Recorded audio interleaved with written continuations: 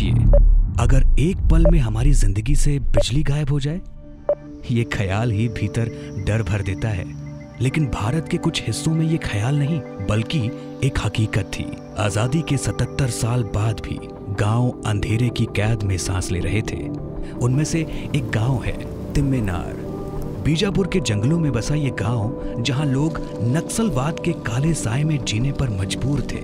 बच्चों की आंखों से उम्मीद की रोशनी गायब थी और औरतें रात में चूल्हे की मध्यम लौ में खुद को तलाशती थीं। ये अंधेरा केवल रात का साया नहीं था, ये उम्मीदों की अंतिम सांस थी। लकड़ी का जला के फिर जाते थे सर, लाइट उट नहीं था, क्या करके जाएंगे। फिर समय क्या उतना उजेला भी नहीं था, क्या है सांप बिच्छू तो सब बात ज्यादा होता था उस समय। लेकिन तिम्मेनार अकेला नहीं था। मुदबेंदी, कांवड़ गांव, पालनार, बस्तर की धरती पर ऐसे अनेक गांव थे जहां हर शाम सूरज के ढलते ही अंधेरे की सलाखें उतर आती थी, जहां उम्मीदें छोटी थी और नक्सलवाद का खौफ बड़ा। 2005 से तलबजुड़ुम शुरू हुआ, तब जैसे बिजली खंभा, रोड को पूरा काट दिए, रोड को बिजली को भी तोड़ दिए, ऐसी बहुत कई घरों को गिरा दिए, लोग वहाँ घरों से बेघर हो गए। पालनार का तो ऐसा जिंदगी हो गया था सर। हम लोग जब स्कूल समय में हम लोग तो बाहर जाके पढ़ते थे, लेकिन ना घर आने के बाद ना हम लोग को पढ़ने की कोई सुविधा नहीं थी। कहा जाता है एक दिया भी अंधकार मिटाने के लिए काफी होता है, और जब वही दिया किसी संकल्पवान प्रधान सेवक के हाथों जले तो वो अंधेरे और माओवादी खौफ के खिलाफ एक निर्णायक जंग बन जाता है। इन इलाकों तक बिजली पहुंचाना केवल तार बिछाने का काम नहीं था, बल्कि ये एक जंग थी, जंगल और खौफ दोनों से। पगडंडी में गाड़ियां आने में बहुत तकलीफ होता था, और जो हमारा सामान था बहुत हैवी सामान रहते थे, जैसे ट्रांसफार्मर हो गए, पोल हो गए, तार बंडल हो गए, तो ये लाने में बहुत ही ज़्यादा समस्या होता था। क्या है, कभी कभी गाड़ी पलट जाती थी, क्योंकि नाले तो बहुत सारे हैं यहाँ पे, नाले में गाड़ी फंस जाती थी, वो 2-3 दिन लग जाता था वहीं पे।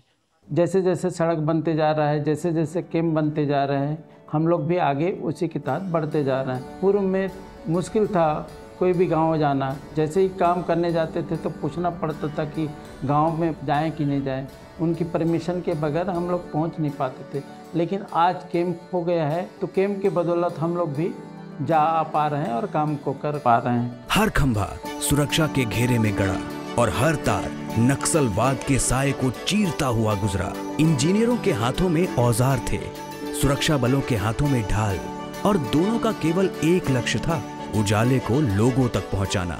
लगातार कैंप खोलते गए, हम लगातार ऑपरेशन करते गए। ऑपरेशन में पुलिस को उम्मीद से बेहतर परिणाम मिलते हुए, और जो शासन की पुनर्वास नीति है उसके तहत ग्रामीणों को समझा बुझाकर नक्सल धारा से मुख्य धारा में जोड़ने का प्रयास किया गया। सुरक्षा एजेंसियों ने अभियानों के जरिए माओवादी नेताओं को हथियार छोड़ने का मौका दिया और लौटने वालों को पुनर्वास और नई राह दी। सड़कें बनी, स्कूल और अस्पताल खुले, और पहली बार गांवों में बिजली पहुंची। जहां कभी लाल आतंक फैला था, वहीं अब नेटवर्क और डिजिटल सेवाएं पहुंच चुकी थी। आज क्या है, मोबाइल चार्जर हो रहा है, चार्जिंग हो रहा है, और पढ़ाई भी अच्छा हो रहा है, और घर में लाइट है तो बच्चे लोग भी स्कूल से आके घर में अच्छे से पढ़ाई करते हैं। लाइट जब आ गया है तो उस वजह से अभी मतलब रात के 10 बजे तक दुकानें खुलती है, पंखे चलते हैं, टीवी चलती है, न्यूज़ देखते हैं। महिलाओं को भी अच्छा लगा, जैसे सांप बिच्छू ये सब का डर जो उनके जीवन से निकल गया। अभी तो घर घर लाइट है तो लोगों के लिए अच्छा, घर घर में रोशनी आया तो लोग खुश हैं। और फिर गांव की गलियों में पहली बार बल्ब जले, बच्चों ने रात में पढ़ाई शुरू की, औरतों ने अंधेरे के डर से मुक्त होकर बाहर कदम रखा, और रात की गलियां रोशनी और रौनक से भर उठी। आज जब हम इन गांवों से गुजरते हैं तो ये रोशनी केवल एक सुविधा नहीं बल्कि एक गवाही है कि इच्छा शक्ति हो तो अंधेरा हमेशा हारता है।